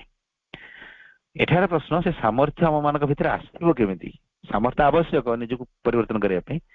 ଆସିବ କେମିତି? ଆମକୁ ଏଠି ସହଜ ସୂତ୍ର ଗୁଡିକ ମିଳିଗଲା through self observation and through self knowledge। ଯେତେବେଳେ ମୋ ଭିତରେ ସେ ଅବସ୍ଥାଟେ ଆସିବ, ଯେତେବେଳେ ମୁଁ ନିଜକୁ ଜାଣିବି, come to know yourself and through this self knowledge it is within your reach to change the quality of your life। ଆମମାନଙ୍କର ସାମର୍ଥ୍ୟ ଭିତରେ ଆସିଯିବ ଜୀବନର ଗୁଣକୁ ପରିବର୍ତ୍ତନ କରିବା ପାଇଁ, ଏବଂ ସେ ଯୋଉ ଜୀବନର ଗୁଣ ଉଚ୍ଚରୁ ଉଚ୍ଚତମ ସ୍ତରକୁ ଚାଲିବ। ଧୀରେ ଧୀରେ ଆମର ଲାଇଫର କ୍ୱାଲିଟି ଚେଞ୍ଜ ହବ ଏବଂ ସିଏ ବି ଚିରଦିନ ପାଇଁ ଚାଲିବ। ଆଜି ଯେ ବହୁତ କିଛି ମୁଁ କରିଦେବି ସେ କଥା ନୁହେଁ, ଷ୍ଟେପ ବାଇ ଷ୍ଟେପ ଉଚ୍ଚରୁ ଆହୁରି ଉଚ୍ଚତମ ସ୍ତରକୁ ମୋର ଜୀବନ ଯାତ୍ରା ଚାଲିଥିବ, ମୋର ଲାଇଫର କ୍ୱାଲିଟି ଚେଞ୍ଜ ହେଇଯାଉଥିବ। ଆମେ ବି ସମସ୍ତେ, ମୁଁ ତ ଅନେକ ସାଧକ ମାନଙ୍କର ଉଦାହରଣ ଦେଲି, ଆମରି ଗହଣରେ ବି ଥିବା ଅନେକ ବ୍ୟକ୍ତି ମାନେ ବି ଆମମାନଙ୍କ ପାଇଁ ଅନେକ ଉଦାହରଣ ସୃଷ୍ଟି କରନ୍ତି। ଏମିତି ଅନେକ ଅପଭାଇ ମାନଙ୍କୁ ମୁଁ ବି ଦେଖିଛି ଏବଂ ସେମାନଙ୍କର ଜୀବନ ଆଦର୍ଶ ବି ଆମ ମାନଙ୍କ ପାଇଁ ବହୁତ ବଡ ବଡ କଥା, ମାନେ ବଡ ବଡ ପ୍ରେରଣା ପ୍ରଦାନ କରେ। ଆମେ ଦେଖିଥିବା ଜଣେ ଅପା କି ଜଣେ ଭାଇ ବହୁତ କ୍ରୋଧୀ, ତାଙ୍କର ବହୁତ ପ୍ରକାର ନିଷ୍ଠାହୀନତା ରହିଛି, କିନ୍ତୁ କିଛି ବର୍ଷ ପରେ ଆମେ ଦେଖୁଛୁ ସେ ସବୁ କିଛି ନାହିଁ, ପୁରା ପରିବର୍ତ୍ତିତ। ତାଙ୍କୁ ଦେଖିଲେ କେମିତି ଯେ ଗୋଟେ ଅନୁଭବ ଆସିଯାଉଛି, ତାଙ୍କର ରୂପ, ତାଙ୍କର କଥାବାର୍ତ୍ତା, ତାଙ୍କର ଚାଲିଚଳନ, ତାଙ୍କର ବ୍ୟବହାର। ସେ ଆମକୁ ଦେଖି ଖରାପ ବ୍ୟବହାର କରୁଥିଲେ, ଆଜି କେତେ ସ୍ନେହପୂର୍ଣ୍ଣ ବ୍ୟବହାର ସେ କରୁଛନ୍ତି, ଆମକୁ ଦେଖି ଆଶ୍ଚର୍ଯ୍ୟ ଲାଗୁଛି। Really sir he has did something. ସେ କିଛି ନା କିଛି ତ ମାଙ୍କର କୃପାରୁ, ମାଙ୍କର ସହାୟତାରେ ନିଜ ଉପରେ କାର୍ଯ୍ୟ କରିଛନ୍ତି, କିଛି ନା କିଛି ତ ନିଜ ଲାଇଫର କ୍ୱାଲିଟିକୁ ଚେଞ୍ଜ କରିଛନ୍ତି। ବହୁତ ଅଧିକା ପ୍ରେରଣା, ବହୁତ ବଡ ବଡ ପ୍ରେରଣା ଆମକୁ ଆମ ଆଖି ସାମ୍ନାରେ ମିଳିଛି। ଆମେ ତା ଦ୍ୱାରା ଉତ୍ସାହିତ ବି ହେଇଛୁ। ମାଙ୍କ ପାଖରେ କୃତଜ୍ଞ ହବା, ସେସବୁ ଉଦାହରଣ, ସେସବୁ ଉତ୍ସାହ ପ୍ରଦାନକାରୀ ପାତ୍ର ମାନଙ୍କୁ ଆମ ମାନଙ୍କ ସାମ୍ନାରେ ରଖିଛନ୍ତି ଏବଂ ସେମାନଙ୍କ ପ୍ରତି ବି ଆମ ମାନଙ୍କର ଗୋଟେ ହୃଦୟର ସଦିଚ୍ଛା ରହୁ, ଗୋଟେ ଭଲ ଭାବନା ରହୁ। ସେମାନେ ବି ନିଜର ଜୀବନର ସାଧନା ମାଧ୍ୟମରେ ଅନ୍ୟମାନଙ୍କ ଆଗରେ ଆଦର୍ଶ ସୃଷ୍ଟି କରିପାରୁଛନ୍ତି, ନିଜର ଲାଇଫର କ୍ୱାଲିଟିକୁ ଚେଞ୍ଜ କରି। ଏଇଟା ଆମ ମାନଙ୍କର ସାମର୍ଥ୍ୟ ଭିତରେ ବି ଅଛି ଏବଂ ସେଇ ସାମର୍ଥ୍ୟ ଆମେ ଆତ୍ମସମୀକ୍ଷା ଏବଂ ଆତ୍ମଜ୍ଞାନ ମାଧ୍ୟମରେ ପ୍ରାପ୍ତ କରିପାରିବା। ତାପରେ ଲେଖୁଛନ୍ତି, one of the beautiful essays the mother wrote is the science of living। What does she mean with the science of living? She has given this essay a subtitle, to know oneself and to control oneself। Once during one of her classes in the playground, a student asked the mother to explain in more detail what she meant by to know oneself and to control oneself। Here is her answer। ମାଙ୍କର ଗୋଟେ ସୁନ୍ଦର article ରହିଛି, ସେଟା ହଉଛି ଜୀବନ ବିଜ୍ଞାନ ବା science of living. ଏଟା ହଉଛି ଶିକ୍ଷା ପୁସ୍ତକର ପ୍ରଥମ article, the very first article ଶିକ୍ଷା ପୁସ୍ତକର ଜୀବନ ବିଜ୍ଞାନ, ଯାହାର ସବଟାଇଟଲ ହଉଛି to know oneself and to control oneself. ନିଜକୁ ଜାଣିବା ଏବଂ ନିଜକୁ ନିୟନ୍ତ୍ରଣ କରିବା। ବାସ୍ତବରେ ସମସ୍ତଙ୍କ ପାଇଁ ଏଇ କଥା ଗୁଡ଼ିକ ବହୁତ ଆବଶ୍ୟକ। ସାଇନ୍ସ ଅଫ ଲିଭିଂ ଠାରୁ ଆରମ୍ଭ କରି ଚତୁର୍ବିଧ ତପସ୍ୟା ଏବଂ ଚତୁର୍ବିଧ ମୁକ୍ତି ଶିକ୍ଷା ପୁସ୍ତକର ଅଲମୋଷ୍ଟ 100 ପେଜ। ଏଇ ବିଷୟ ଗୁଡ଼ିକ ସମସ୍ତେ ପଢିବା ଦରକାର। ଏଇଟା ମୁଁ କାହିଁକି କହୁଛି ସମସ୍ତେ ପଢିବା ଦରକାର, କାରଣ ଆମେ ମାନେ କଣ କରୁ, ସେ ଯୋଉ ପୁସ୍ତକର ଟାଇଟେଲ ରେ ଆମେ ଫସି ଯାଉ। ଟାଇଟେଲ ହଉଛି ଶିକ୍ଷା, ତ ଶିକ୍ଷା କିଏ ପଢିବେ? ଶିକ୍ଷକ ମାନେ ପଢିବେ, ଅଭିଭାବକ ମାନେ ପଢିବେ, ବା ଛାତ୍ରଛାତ୍ରୀ ମାନେ ପଢିବେ। ଶିକ୍ଷା ଟାଇଟେଲ ରୁ ଏମିତି ଏକ ଫିଲିଂ ଆମ ମାନଙ୍କ ଭିତରେ ଆସିଯାଏ, କିନ୍ତୁ ସେଟା କୋଉ ଶିକ୍ଷା? ସେଇଟା ହଉଛି ଯୋଗ ଶିକ୍ଷା ପାଇଁ, ଯୋଗ ପଥର ଛାତ୍ରଛାତ୍ରୀ ମାନଙ୍କ ପାଇଁ ସେଟା ହଉଛି ମାଙ୍କର ଲେଖା। ମୁଁ ଏହା ଅନୁଭବ କରିଛି, ଆପଣ ମାନେ ଯୋଉ ଅପଭାବୀ ମାନେ ପଢିଛନ୍ତି ସେମାନେ ବି ସମାନ ଅନୁଭବ କରିଥିବେ ଯେ ବାସ୍ତବରେ ପୂର୍ଣ୍ଣ ଯୋଗର ପଥରେ ସୁରକ୍ଷିତ ପାଦ ରଖିବା ସମ୍ଭବ ନୁହେଁ ଆପଣ ଶିକ୍ଷା ପୁସ୍ତକର ଏଇ 100 ପେଜ ନ ପଢିକି। ବହୁତ ଫଣ୍ଡାମେଣ୍ଟାଲ ଜିନିଷ ସେଠି ରହିଛି ଏବଂ ସେଇଟା ମା ସମସ୍ତଙ୍କ ପାଇଁ ଲେଖିଛନ୍ତି। ମାନେ ସଂସାରର ପ୍ରତ୍ୟେକ ବ୍ୟକ୍ତି, ଯୋଉ ବ୍ୟକ୍ତି ଏପରିକି ଯୋଗ ପଥରେ ସଚେତନ ଭାବରେ ନାହିଁ, ସେଇ ସବୁ ବିଷୟବସ୍ତୁ ସେମାନଙ୍କ ପାଇଁ ବି ଆବଶ୍ୟକ ମା ନିଜେ କହିଛନ୍ତି। ଏବଂ ମା ସେଥିପାଇଁ ସେଇ ଆର୍ଟିକଲ ଗୁଡିକରେ କୌଣସି କଣ କୁହାଯାଇପାରେ ଆଧ୍ୟାତ୍ମିକ साहित्य बा आध्यात्मिक दर्शन सहित संपर्कित कौन शब्द व्यवहार करना माँ पूरा कॉन्शियसली उद्देश्यमूलक भाव में साधारण शब्द गुड़िक व्यवहार करपरिक समस्ते पढ़ी पारे समस्ते बुझीपारे किसी व्यक्ति भगवान शब्द बा आध्यात्मिक दर्शन सहित संपर्कित शब्द गुड़िक पढ़िले प्रतिक्रियाशील हमें माँ कहते भगवान भगवान मानती नास्तिक किंतु जड़े नास्तिक हो जड़े आस्तिक हो जड़े भगवान को मानु स्वीकार करू कि अस्वीकार करू गोटे भल जीवन एक श्रृंखलित जीवन बंचार तो अधिकार समस्त अच्छी निजर जीवन गुणवत्ता को परिवर्तन कर अधिकार तो समस्त अच्छी ना केवल से माने ही गोटे उत्तम जीवन बंचे जो मैंने भगवान को मानती जो मैंने आध्यात्मिक जोग पथर जो मैंने छात्र छात्री जो मैंने साधक साधिका से मानकर कौन केवल अधिकार अच्छी शांत जीवन गोटे श्रृंखलित जीवन गोटे नियमित जीवन बंचार अधिकार कौन से मानकर केवल अच्छी निजर जीवन गुणवत्ता को परिवर्तन करके ऊर्ध्वर ऊर्ध्वतम स्तर को नहीं जावार अधिकार कौन केवल से आध्यात्मिक अभियात्री मानकर रही साधारण संसार में बंचुवा व्यक्ति मानकर नहीं नास्तिक माने जो माने भगवान को अस्वीकार करती जो माने विधिबद्ध भाव में योग अभ्यास करती नहीं से मानकर कौन गोटे भल जीवन बंचार अधिकार नहीं माँ एक कहते से भी से अधिकार अच्छी किंतु जदि योग साहित्यर शब्द व्यवहार करी सब आर्टिकल गुड़िक लिखा जहाँकि समस्त गुरुत्वपूर्ण आर्टिकल गुड़िक माँ कहले से प्रतिक्रियाशील हे से सचेतन भाव में इच्छाकृत भाव में साधारण शब्द व्यवहार करी से आर्टिकल गुड़िक माँ लिखिं माँ कहले जो आर्टिकल गुड़िक प्रथम साइंस ऑफ लिविंग रु आरंभ होची साइंस ऑफ लिविंग पर एजुकेशन एजुकेशन पर फिजिकल वाइटल मेंटल एवं साइकिक एजुकेशन तापरे चतुर्विध तपस्या जो थे माँ शरीर तपस्या प्राणर तपस्या मनर तपस्या अंतरात्मा तपस्या विषय आलोचना कर प्रथम ये साइंस ऑफ लिविंग रु डिसिप्लिन आरंभ करिवे माँ माने 4 fold discipline physical discipline vital discipline mental discipline एवं साइकिक डिसिप्लिन माँ आरंभ करिवे तापरे एजुकेशन को जीवे physical education vital education mental education एवं साइकिक एंड स्पिरिचुअल एजुकेशन तापरे तपस्या फिजिकल ऑस्टेरिटी बा शारीरिक तपस्या सौंदर्य तपस्या जहाँ कहुए तापरे मानसिक तपस्या तापरे प्राणर तपस्या जहाँ शक्तिर तपस्या कहुए मानसिक तपस्या जहाँ ज्ञान तपस्या बोली कहुए शेष में अंतरात्मा तपस्या जहाँ प्रेमर तपस्या बोली कहुए चतुर्विध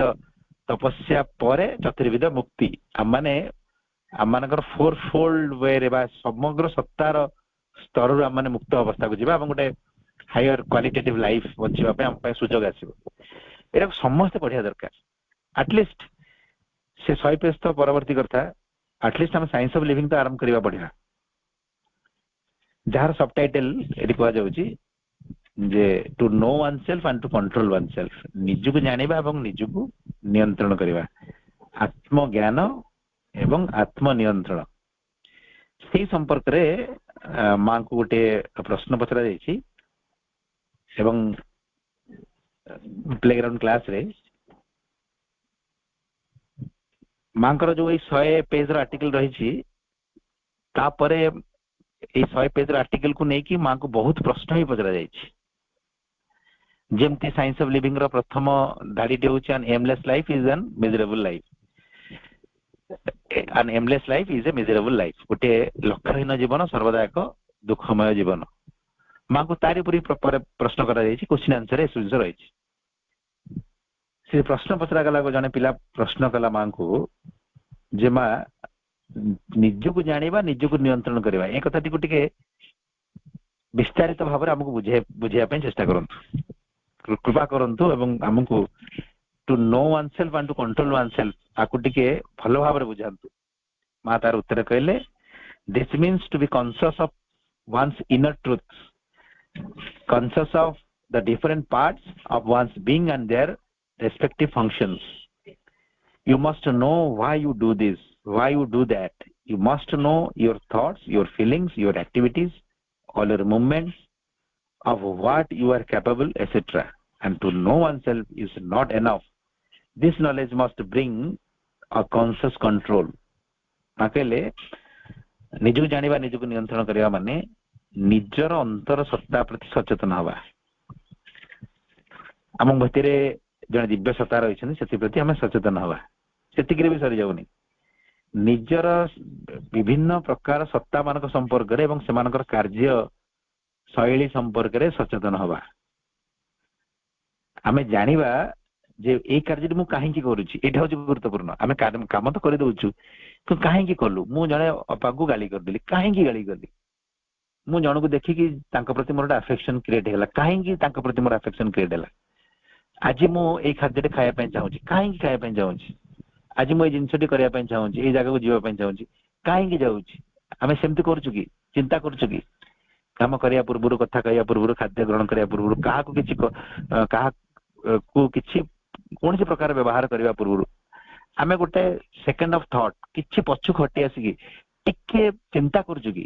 ନା ସେଇଟା ରାଗ ଆସିଲା ରାଗିଦେଲୁ, ଗୋଟେ କଣ କହିବାର ଇମ୍ପଲ୍ସ ଆସିଲା କହିଦେଲୁ, ଜଣେ କି ଡାକିଦେଲା କୁଆଡେ ପଳେଇଲୁ। ଆମେ ଜାଣିନୁ କାହିଁକି ବଞ୍ଚୁଛୁ, ଜାଣିନୁ କାହିଁକି ଚିନ୍ତା କରୁଛୁ, ଜାଣିନୁ ଏଇ କଥାଟି କାହିଁକି ଚିନ୍ତା କରୁଛୁ, ସେ କାର୍ଯ୍ୟଟି କାହିଁକି କରୁଛୁ। ଏଇଟା ଆମକୁ ଜାଣିବାକୁ ପଡିବ। ଆକୁ ଜୀବନ କୁହାଯାଏ ନାହିଁ। ଜୀବନ କାହାକୁ କୁହାଯାଏ? ସବୁ କିଛି ଜାଣି ଶୁଣି କରିବା। ଆମକୁ ଜାଣିବାକୁ ପଡିବ ଆମର ଚିନ୍ତା ସମ୍ପର୍କରେ, ଆମର ଭାବନା ସମ୍ପର୍କରେ, ଆମର ସମସ୍ତ କାର୍ଯ୍ୟକଳାପ ସମ୍ପର୍କରେ। ଆମକୁ ଜାଣିବାକୁ ପଡିବ ଆମର କଣ ସାମର୍ଥ୍ୟ ରହିଛି, ଆମକୁ ଜାଣିବାକୁ ପଡିବ ଆମର କଣ ଦୁର୍ବଳତା ରହିଛି। କେବଳ ଜାଣିଗଲେ ସବୁ କିଛି ନୁହଁ, ମା କହୁଛନ୍ତି ଆମର ସମଗ୍ର ସତ୍ତା ଉପରେ କେମିତି ଆମେ ନିୟନ୍ତ୍ରଣ ଆଣିପାରିବା ସେ ସ୍ତରକୁ ବି ଯିବାକୁ ପଡିବ। ଏବଂ ଆତ୍ମନିୟନ୍ତ୍ରଣ ପାଇଁ ଆତ୍ମସମୀକ୍ଷା, ଆତ୍ମ ନିରୀକ୍ଷଣ ବହୁତ ଆବଶ୍ୟକ। ଆତ୍ମନିରୀକ୍ଷଣ ମାଧ୍ୟମରେ ନିଜର ଚିନ୍ତା, ନିଜର ଭାବନା, ନିଜର ଅଭ୍ୟାସ, ପ୍ରତ୍ୟେକ କାର୍ଯ୍ୟର ପଶ୍ଚାତରେ ଥିବା ନିଜର ଉଦ୍ଦେଶ୍ୟ, ନିଜର ମନୋଭାବ ଏବଂ ନିଜର ଅନ୍ତର ସତ୍ତାଙ୍କୁ ଜାଣିବା ହଉଛି ସେଲ୍ଫ ଅବଜରଭେସନ। ନିଜକୁ ଜାଣିବା ଏହାକୁ ହିଁ କୁହାଯାଏ। ମାଙ୍କର ନିଜର ଗୋଟେ ଜୀବନର କାହାଣୀ ସହିତ ଆମେ ଆଜିର ଆଲୋଚନାକୁ ରଖିବା। ମା କହିଲେ, ଛୋଟବେଳେ ମୁଁ ବହୁତ ପ୍ରକାର କାର୍ଯ୍ୟ କରେ। ଆମେ ସମସ୍ତେ ଜାଣିଛୁ, ମା ମ୍ୟୁଜିକ ଶିଖୁଥିଲେ, ମା ପେଣ୍ଟିଂ ଶିଖୁଥିଲେ, ମା ନିଜେ ବହୁତ ସୁନ୍ଦର ସୁନ୍ଦର ଲେଖା, କବିତା ଇତ୍ୟାଦି ଲେଖୁଥିଲେ। ମାଙ୍କର ନିଜର ଗୋଟେ ଅର୍ଗାନାଇଜେସନ ଥିଲା ତାଙ୍କ ସାଙ୍ଗମାନଙ୍କର। ସେ ଅର୍ଗାନାଇଜେସନ ମଝିରେ ମଝିରେ ମିଟିଂ ହୁଏ, ବିଭିନ୍ନ ବିଷୟବସ୍ତୁ ଉପରେ ସେମାନେ ଆଲୋଚନା କରନ୍ତି। ଏମିତି ଅନେକ କଥା ମା ଶିଖନ୍ତି। ତାପରେ ମା କହିଲେ, ବେଳେ ବେଳେ ଆମେ ସାଙ୍ଗସାଥି ମାନେ ଦୂର ଦୂର ଜାଗାକୁ ସାଇକେଲରେ ବୁଲିବା ପାଇଁ ଯାଉ। ତାପରେ ମା ପିଲାମାନଙ୍କୁ ଏ କଥାଟି କହୁଛନ୍ତି। ତାପରେ ମା କହିଲେ, ଏତେ ପ୍ରକାର କଥା କରୁଥିବା ସମୟରେ ମୁଁ କୌଣସି ଗୋଟିଏ କଥା କାହିଁକି କରୁଛି ନ ଜାଣି କରେ ନାହିଁ। ମାଙ୍କର ଜୀବନର ଗୋଟେ ଉଦାହରଣ ଆମ ମାନଙ୍କର ସାମ୍ନାରେ। ମା କହୁଛନ୍ତି, ମୁଁ ବୁଲିବା ପାଇଁ ଯାଏ, ମୁଁ ଖାଏ, ମୁଁ ପେଣ୍ଟିଂ କରେ, ମ୍ୟୁଜିକ ଶିଖେ, ସାଙ୍ଗମାନଙ୍କ ସହିତ ଆମେ ଯାହା ଯାହା କରୁଛୁ ମା ବି ସେୟା ସେୟା କରନ୍ତି। ସାଙ୍ଗମାନଙ୍କ ସହିତ ବୁଲାବୁଲି କରିବାକୁ ଯିବା, ସବୁ କରନ୍ତି। ମା କହିଲେ, ମୁଁ ସେ ସବୁ କରୁଥିଲି, କିନ୍ତୁ ଡିଫରେନ୍ସ କଣ? ମୁଁ ସେ କାମଟି କାହିଁକି କରୁଛି ଏ କଥାଟି ନ ଜାଣି ମୁଁ କେବେ କରେ ନାହିଁ। ମା ନିଜର ଚିନ୍ତାକୁ ବି ଅବଜର୍ଭ କରନ୍ତି। ଆମେ ସେ ସବୁ କାହାଣୀ ସମସ୍ତେ ପଢିଛେ, ମାଙ୍କର ପିଲାଦିନର କାହାଣୀ। ମା ଆମ ମାନଙ୍କର ସାମ୍ନାରେ ଉଦାହରଣ ସୃଷ୍ଟି କରିଛନ୍ତି, ଟୁ ଲିଭ୍ ଅ କନସିୟସ୍ ଲାଇଫ। ଏକ ସଚେତନ ଜୀବନ ବଞ୍ଚିବାର ଗୋଟେ ଉଦାହରଣ ମାଙ୍କ ସାମ୍ନାରେ ସୃଷ୍ଟି କରିଛନ୍ତି। ପରବର୍ତ୍ତୀ ସମୟରେ ଆମେ ଆଲୋଚନାକୁ ଆଗକୁ ବଢେଇବା। ଆଜି ମାଙ୍କୁ ପ୍ରଣାମ କରି ମୋର ଆଲୋଚନାକୁ ଏଠି ରଖୁଛି। ସମସ୍ତଙ୍କୁ ଅନୁରୋଧ, ଆଉ କିଛି ସମୟ ଆମ ପାଖରେ ଅଛି, ଯଦି ଆଜିର ଆଲୋଚନାକୁ ଆଧାର କରି କିଛି ପ୍ରଶ୍ନ ଥାଏ ତେବେ ଆପଣମାନେ ପଚାରି ପାରନ୍ତି। ସେ ପ୍ରଶ୍ନକୁ ଆଧାର କରି ଆମେ ଆଲୋଚନାକୁ ଆଗକୁ ବଢେଇବା।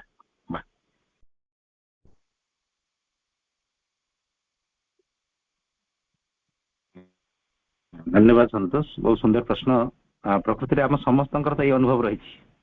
ଆମେ ଯେତେବେଳେ ଆମର ଏମ୍ କୁ ଅବଜର୍ଭ କରୁଛେ, ଆମେ ସମସ୍ତେ ଅବଜର୍ଭ କରୁଛେ କି ଏଇଟା ପରିବର୍ତ୍ତନ ହଉଛି। ଆମେ ଯୋଉ ଲକ୍ଷ୍ୟକୁ ଅବଜର୍ଭ କରୁଛେ ସେଇଟା ହଉଛି ପରିବର୍ତ୍ତନଶୀଳ ଲକ୍ଷ୍ୟ। ଏଇଟା ସମସ୍ତଙ୍କର ରହିଛି, କିନ୍ତୁ ଆମ ସମସ୍ତଙ୍କର ବି ଆଉ ଗୋଟେ ଅପରିବର୍ତ୍ତନୀୟ ଲକ୍ଷ୍ୟଟିଏ ରହିଛି। ଆମକୁ ସେଇଟା ଖୋଜିବାକୁ ପଡିବ। ଆମର ପିଲା ଦିନରୁ ଆଜି ପର୍ଯ୍ୟନ୍ତ ଅନେକ ଲକ୍ଷ୍ୟ ପରିବର୍ତ୍ତିତ ହେଇଯାଇଛି, କିନ୍ତୁ ଆମେ ଏବେ ଖୋଜିବା, ଏଇଟା ଗୋଟେ ନୂଆ ଇଣ୍ଟରେଷ୍ଟିଂ ପ୍ରୋଜେକ୍ଟ ଆମ ସମସ୍ତଙ୍କ ପାଇଁ, ଯେ କଣ ଗୋଟେ ଲକ୍ଷ୍ୟ ରହିଛି ଯୋଉ ଲକ୍ଷ୍ୟଟି ପିଲା ଦିନରେ ବି ଥିଲା, ଆଜି ବି ଅଛି। 30 ବର୍ଷ, 40 ବର୍ଷ, 50, 60, 70 ବର୍ଷ ବିତିଗଲା ପରେ ବି ସେଇ ଲକ୍ଷ୍ୟ ଚେଞ୍ଜ ହେଇନାହିଁ। ଏବଂ ସେଇଟାକୁ ଯଦି ଆମେ ପାଇଯିବା, that will be the true aim. ସେଇଟା ହଉଛି ଆମର ପ୍ରକୃତ ଲକ୍ଷ୍ୟ ସେଇଟା ମୁଁ ଚାହୁଁନି ତାକୁ ଗୋଟେ ମେଣ୍ଟାଲାଇଜ କରିବା ପାଇଁ କଥାଟିକୁ ଆମେ ଆମେ ଅବଜର୍ଭ କରିବା ଦିଟା କଥା ଆମର ଦି ପ୍ରକାର ଲକ୍ଷ୍ୟ ରହିଛି ଗୋଟେ ହଉଛି ଆମର ଚେଞ୍ଜେବଲ ଏମ୍ ଆଉ ଗୋଟେ ହଉଛି ଅନଚେଞ୍ଜେବଲ ଗୋଟେ ହଉଛି ପରିବର୍ତ୍ତନଶୀଳ ଲକ୍ଷ୍ୟ ଯୋଉଟା ପ୍ରତ୍ୟେକ ମୁହୂର୍ତ୍ତରେ ପରିବର୍ତ୍ତନ ହୁଏ ମୁଁ ଛୋଟବେଳେ କଣ ଇଚ୍ଛା କରିଥିଲି ଏବେ ସେ ଇଚ୍ଛା ନାହିଁ ଏବେ ତାକୁ ଭାବିଲା ବେଳକୁ ପିଲାଳିଆ କଥା ଲାଗୁଛି ଆଉ ଆମର ନିର୍ଭରତାକୁ ଆମେ ସହଜରେ ଚିହ୍ନି ପାରୁଛୁ ଯେ କେତେ ପିଲାଳିଆ ଭାବରେ କଣ ହବା ପାଇଁ ଭାବୁଥିଲି ତା ପରିବର୍ତ୍ତନ ହେଇଗଲାଣି ଏବେ ବି କିଛି ଲକ୍ଷ୍ୟ ଅଛି ଆମ ମାନଙ୍କର ସିଏ ବି କିଛି ଦିନ ପରେ ଚେଞ୍ଜ ହେଇଯିବ କିଏ ଆଉ ରହିବନି କିନ୍ତୁ କିଛି ଲକ୍ଷ୍ୟ ନିଶ୍ଚିତ ରହିଛି ଯାହା ଅପରିବର୍ତ୍ତନୀୟ ଯାହା ଛୋଟବେଳରେ ବି ଥିଲା ଏବେ ବି ଅଛି ଆମେ ଆମେ ଛୋଟବେଳେ ବି ଆନନ୍ଦିତ ହବା ପାଇଁ ଚାହୁଁଥିଲେ ଏବେ ଚାହୁଁଛେ ନା ଚାହୁଁନି ସେଟା ଚେଞ୍ଜ ହେଇନି ଆନନ୍ଦରେ ବଞ୍ଚିବାର ଲକ୍ଷ୍ୟ ମୋର ପିଲାବେଳେ ବି ଥିଲା ଏବେ ବି ଅଛି ଅନେକ କଥା ଛୋଟବେଳେ ବି ଆମେ ନିରୋଗ ଶରୀର ଚାହୁଁଥିଲେ ଏବେ ବି ଚାହୁଁଛୁ ସେ ଲକ୍ଷ୍ୟ ଚେଞ୍ଜ ହେଇନାହିଁ ଛୋଟବେଳେ ବି ଆମେ ଆମର ଇଚ୍ଛା ଥିଲା ଧର କୌଣସି ବ୍ୟକ୍ତିଙ୍କର ମୃତ୍ୟୁ ଦେଖିକି ଆମକୁ ଲାଗୁଥିଲା ଯେ ଏମିତି କିଛି ହୁଅନ୍ତା ଯେ ମୁଁ ଅମରତ୍ୱ ପାଇଯାଆନ୍ତି ବାର୍ଦ୍ଧକ୍ୟରେ ସଫର ହଉଥିବା କିଛି ବ୍ୟକ୍ତିଙ୍କୁ ଦେଖିକି ଆମ ଭିତରେ ଏଇ ଭାବନା କଣ କେବେ ଆସିନଥିଲା ଯେ ଏମିତି ଗୋଟେ କୃପା ମା କରନ୍ତେ ଯେ ମତେ କେବେ ବାର୍ଦ୍ଧକ୍ୟ ଆସନ୍ତା ନାହିଁ ଆମେ ସମସ୍ତେ ବାର୍ଦ୍ଧକ୍ୟ ଏବଂ ମୃତ୍ୟୁ ର ବିହୀନ ଜୀବନ ଆନନ୍ଦ ସେତେବେଳେ ବି ଲକ୍ଷ୍ୟ ରୂପେ ରଖିଥିଲେ ଛୋଟବେଳେ ଅବଶ୍ୟ ତାକୁ ଛୋଟବେଳେ ଆମେ ଡିପଲି ବୁଝି ନଥାଇପାରୁ କିନ୍ତୁ ଆମର ଜୀବନର ଚିନ୍ତା ଭାବନାର ପଶ୍ଚାତରେ ସିଏ ପିଲାଳିଆମୀ ହିସାବରେ ବି ହଉ ସିଏ ଥିଲା ଏବେ ବି ଅଛି ଆଗକୁ ବି ରହିବ ତ ଅସଲ କଥାଟି ହଉଛି ଆମେ ଉଭୟକୁ ଅବଜର୍ଭ କରିବା ଆମେ ଗୋଟାଏକୁ ଛାଡ଼ିଦେବା ସେ କଥା ନୁହେଁ ଆଗରୁ କଣ କରାଯାଉଥିଲା ଯେ ଅନ୍ତର୍ସତ୍ତା ଉପରେ ଏତେ ଏକାଗ୍ର ହବାର ପ୍ରୟାସ କରାଯାଉଥିଲା ଯେ ଶେଷକୁ ଗୋଟେ ଭାବନା ଆସୁଥିଲା ଯେ ବାହ୍ୟ ସତ୍ତା ହଉଛି ମିଥ୍ୟା ତାର କିଛି ଅସ୍ତିତ୍ୱ ନାହିଁ ଏବଂ କିଛି ବ୍ୟକ୍ତି ଯୋଉମାନେ ଅନ୍ତର୍ସତ୍ତା ବା ଯୋଗ ଜୀବନର ପଥରେ ଅନ୍ତର୍ସତ୍ତାକୁ ଖୋଜିବା ପାଇଁ ବା ଯୋଗ ଜୀବନର ଅଭିଜାତିରେ ହବାର ଯାହାଙ୍କ ଭିତରେ ଇଚ୍ଛା ନଥିଲା ସଂକଳ୍ପ ନଥିଲା ସେମାନେ ବାହ୍ୟ ସତ୍ତାକୁ ସର୍ବାଧିକ ଗୁରୁତ୍ୱ ଦେଉଥିଲେ ଗୋଟାଏ ଦଳ ଥିଲେ ଯୋଉମାନେ କହୁଥିଲେ ବାହାରର ଜୀବନଟି ମନ ପ୍ରାଣ ଶରୀରର ଜୀବନଟି ଭୌତିକ ଜୀବନଟି ବାସ୍ତବ ଜୀବନ ଏବଂ ସେମାନେ ଅନ୍ତର ଜୀବନକୁ ପରିତ୍ୟାଗ କରୁଥିଲେ ପ୍ରତ୍ୟାଖ୍ୟାନ କରୁଥିଲେ ଦଳେ ବ୍ୟକ୍ତି ଥିଲେ ଯେଉଁମାନେ ଅନ୍ତର ଜୀବନର ଗୁରୁତ୍ୱକୁ ବୁଝିଥିଲେ ବାହ୍ୟ ଜୀବନକୁ ପରିତ୍ୟାଗ କରିଥିଲେ ଉଭୟ ଭୁଲ କରୁଥିଲେ ଏବେ ଯୋଉ ଆମେ ନୂଆ ପଥରେ ଆସିଛେ ଆମକୁ ଉଭୟ ପ୍ରତି ସଚେତନ ହେବାକୁ ପଡିବ ଆମକୁ ଜୀବନକୁ ବି ମାନେ ପୂର୍ଣ୍ଣ କରିବାକୁ ପଡିବ ଏବଂ ଯୋଗ ପଥରେ ବି ଲକ୍ଷ୍ୟ ପାଖରେ ପହଞ୍ଚିବାକୁ ପଡିବ ଏଇ ପାର୍ଥିବ ଜୀବନରେ ଆମେ ଭଗବତ ପ୍ରାପ୍ତି କରିବାକୁ ପଡିବ ସେଥିରେ ଆମେ ଗୋଟେ ବାହାର ଲକ୍ଷ୍ୟକୁ ଛାଡ଼ିଦେଲେ ବି ହବନି ଆମର ଅବଜରଭେସନ ଭିତରେ ଆମର ଟେମ୍ପୋରାରୀ ଏମ୍ ଏବଂ ପରମାନେଣ୍ଟ ଏମ୍ ଉଭୟକୁ ଅବଜର୍ଭ କରିବା ଦରକାର ଆମର ବାହାରର ଯୋଉ ଜୀବନ କଥା ଏଇ ଯୋଉ ପ୍ରଶ୍ନ ବେଳେ ବେଳେ କଣ ଆମେ ଟିକେ ଦର୍ଶନ ମଧ୍ୟକୁ ପ୍ରବେଶ କରିଗଲେ ଆମକୁ ଲାଗେ ଯେ ମୁଁ ଏଇ ଖାଇବା ପିଇବା ଘର ପରିଷ୍କାର କରିବା ବସ୍ତ୍ର ଇତ୍ୟାଦି ମୋର ସାଙ୍ଗସାଥି ମାନଙ୍କ ଉପରେ କାହିଁ ଗୁରୁତ୍ୱ ଦେବି ଏସବୁ ଜିନିଷ these are futile these are temporary ଇଏ ସବୁ ମାୟା ଏଇ ଫିଲିଂ ଆମ ସମସ୍ତଙ୍କ ଭିତରେ ବି ଆସେ ବେଳେ ବେଳେ ସେଥିପାଇଁ ବେଳେ ବେଳେ କଣ କରୁ ଆମେ ଅନ୍ୟମାନଙ୍କଠୁ ନିଜକୁ ଦୂରେଇ ନେବା ପାଇଁ ଚାହୁଁ ଆମେ ସମସ୍ତଙ୍କ ସହିତ ଗୋଟେ ସମ୍ପର୍କ ରଖିବା ପାଇଁ ସେତେ ଭିତରୁ ଗୋଟେ ଅନିଚ୍ଛା ଆସେ ସେ ଠିକ ନୁହଁ ଆମକୁ ଆମ ଟେମ୍ପୋରାରୀ ଏମ୍ କୁ ଏଇଥିପାଇଁ ଅବଜର୍ଭ କରିବାକୁ ପଡିବ ସେ ଟେମ୍ପୋରାରୀ ଏମ୍ ସହିତ ବାହାରର ଲକ୍ଷ୍ୟ ସହିତ ଆମମାନଙ୍କର ମନ ପ୍ରାଣ ଶରୀରର ସବୁ ଯାକ ପ୍ରବୃତ୍ତି ଗୁଡ଼ିକ କନେକ୍ଟ ହେଇକି ଥାଏ ମୁଁ ସେ ବାହାରର ଲକ୍ଷ୍ୟ ବାହାରର ବିଷୟବସ୍ତୁ ଗୁଡ଼ିକୁ ଅବଜର୍ଭ କଲେ ହିଁ ମୋର ମନ ପ୍ରାଣ ଶରୀରର ଷ୍ଟେଟକୁ ବୁଝିପାରିବି ତାର ମନ ପ୍ରାଣ ଶରୀରର ଅବସ୍ଥାକୁ ବୁଝିପାରିବି ଏବଂ ଧୀରେ ଧୀରେ ଯେତେବେଳେ ସେଇ ଲକ୍ଷ୍ୟକୁ ମୁଁ ଆହୁରି ଉଚ୍ଚକୁ ନେଇ ଚାଲିବି ଶେଷରେ ଲାଗିବ ସେଇ ନିମ୍ନ ସ୍ତରର ବାହ୍ୟ ଲକ୍ଷ୍ୟଟି ବି ଉର୍ଦ୍ଧ୍ୱକୁ ଯାଇ ସେଇ ପ୍ରକୃତ ଲକ୍ଷ୍ୟ ସହିତ ଗୋଟେ ସମୟରେ ମିଳେଇଯିବ ଏବଂ ଲକ୍ଷ୍ୟଟି ସେଇ ବାହ୍ୟର ଲକ୍ଷ୍ୟଟି ଯେତେ ଉର୍ଦ୍ଧ୍ୱରୁ ଉର୍ଦ୍ଧ୍ୱ ସ୍ତରକୁ ଯାଉଥିବ ଆମର ମନ ପ୍ରାଣ ଶରୀରରେ ବି କ୍ୱାଲିଟି ଚେଞ୍ଜ ହେଇଯାଉଥିବ ଲକ୍ଷ୍ୟଟି ଯେତେ ଗଭୀର ଯେତେ ଉଚ୍ଚକୁ ଯିବ ସେଇ ବାହ୍ୟ ଲକ୍ଷ୍ୟ ସହିତ ସମ୍ପର୍କିତ ମନ ପ୍ରାଣ ବି ସେମିତି ଉଚ୍ଚକୁ ଯାଉଥିବେ କଥାଟିକୁ ବୁଝିବା ପାଇଁ ଗୋଟେ ଉଦାହରଣ ମୁଁ ଦଉଛି ଯେ ଗୋଟେ ସମୟ ଥିଲା सपोज आमे मांकर पुस्तक पढ़िया ପାଇଁ आग्रही हेले मांकर सबु बही पढ़ी जिबा मां कहितो सबु कथा जानि जिबा एटा हमर लक्ष्य आकारे आमे सेट कले अच्छा काहे कि मु सबु पढ़िबी सबु जानिबी कारण संसार रा सामने रे मु निजु प्रमाण करिबी जे मु होची समस्त मठर ज्ञानी इट वाज आवर एम से लक्ष्य रे कि हम पढ़िले पढ़िले और पढ़िले और पढ़िले गोटे समय आसिला से लक्ष्य चेंज हो गला अवश्य से अभ्यास टी अच्छी लक्ष्य चेंज हो गला जे कहा आगे मु कौन कौन जानी से कथा को प्रमाण करने की आवश्यकता नहीं मांकर लेखा पढ़िले बहुत आनंद लगुच लेखा मध्य आनंद पाइबा मु पढ़ुची मोर एम चेंज हो गला से अभ्यास अच्छी पुणी किसी दिन पर मोर एम चेंज हो गला कौन जे खाली पढ़ी की आनंदित कहीं हेबी से पढ़ा भितर जो कथा गुड़िक माँ कही अभ्यास करने से अभ्यास करी तो अधिका अभ्यास करने अधिका पढ़ा पड़ो नुआ नुआ कथा अभ्यास करने नुआ नुआ कथा जाना पड़ो तो से अभ्यास टी अच्छी पढ़ा कि एम चेंज हो गला पुणी किसी दिन पर आम भर आसो जे मु जहाँ जानी जहाँ अभ्यास कली ता भीतर जो अनुभव अनुभूति गुड़िक प्राप्त है से गुड़िक अन्य मानक जदि निष्ठापर भाव किसी उद्देश्य न रखी सदिच्छार सहित माँ गोटे सेवक हिसाब से माँ जंत्र हिसाब से जदि मु सरल भाव अन्य आगे कहली भी माँ को प्रार्थना करी ताले अन्य मानकर भी उपकार हम अन्य माने भी चेतनार स्तर में आगू जी एवं अधिका अधिका कहया कहले अधिका अधिका पढ़िया पड़ो ताने से अभ्यास अच्छी किंतु एम चेंज हो जाए आम बुझी पार्थिबा जे आमर से बाहर लक्ष्यटी जिते तार क्वालिटी चेंज होची आमर लाइफ रो क्वालिटी भी चेंज होची कारण बाहर लक्ष्य सहित आमर मन प्राण शरीर वृत्ति सब संपर्कित मन प्राण शरीर निम्न अवस्था रहिले स्वतःस्फूर्त भाव लक्ष्यटी निम्न स्तर रहिबो लक्ष्य को जो ऊर्ध्वमुखी आम करवा परिवर्तन कर तार प्रभाव में मन प्राण शरीर क्वालिटी भी चेंज हम से आम केबी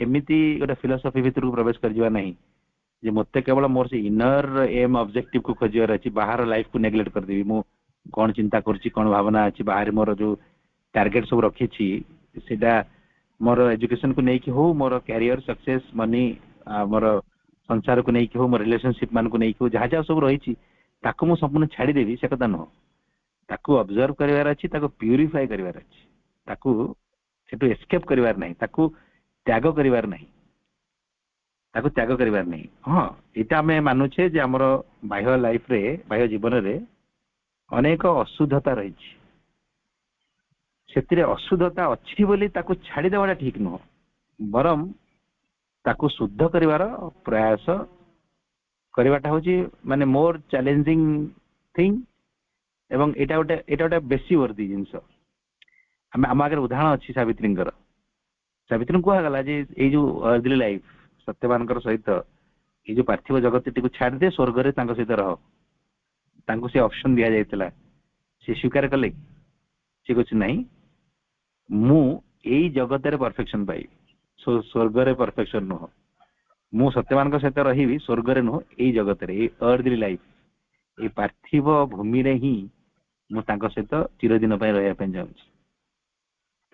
से आम आम बाहर कथा कहीकि अनेक वस्तु को छाड़देवाटा ठीक नुह सबू को ऑब्जर्व करिवार अच्छी सबू को शुद्ध करिवार अच्छी एवं से सबू को शुद्ध करी धीरे धीरे आमर चेतना स्तर में ऊर्ध्वर ऊर्ध्व भूमि को जीवार अच्छी जीवन गुणवत्ता को ऊर्ध्वर आउर ऊर्ध्वतम स्तर को नबार अच्छी से उभय लक्ष्य को ठीक भाव में ऑब्जर्व करवा बहुत आवश्यक एवं शेष को अल्टीमेटली आम फील करवा जे आमर बाहर भीतर लक्ष्य सेंट्रल पॉइंट हूँ गोटाए बाहर जीवन मध्य से भगवान सहित एक हाँपाई चाहूँगी अंतर जीवन मध्य से भगवत पूर्णतार पूर्ण हाँपाई चाहूँगी उभयर लक्ष्य गोटे जगह सेंट्रल पॉइंट रे गोटे जगह मिसिबे आम धीरे धीरे जीवन गोटे सुंदर एवं गोटे सौभाग्यमय मुहूर्त एटा को भी अनुभव करवा बाहर भीतर जीवन उभय केमती गोटे जगार गोटे लक्ष्य रे परस्पर सहित मिलित हो जाउछन्ति